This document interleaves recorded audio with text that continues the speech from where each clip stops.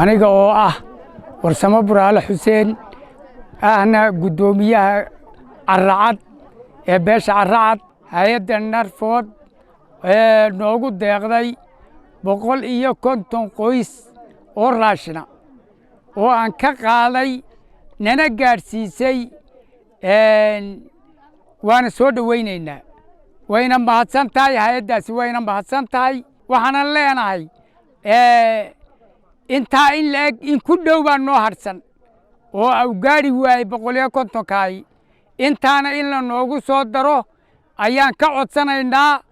waxaa maanta maalintii labaad si rasmi ah uga socda qaybinta raashinka oo ay wakiilo ka tahay hay'adda diyaar garowga afooyinka iyo keedka raashinka qaranka runtii isagoo maanta oo ka socdo degmada Boorama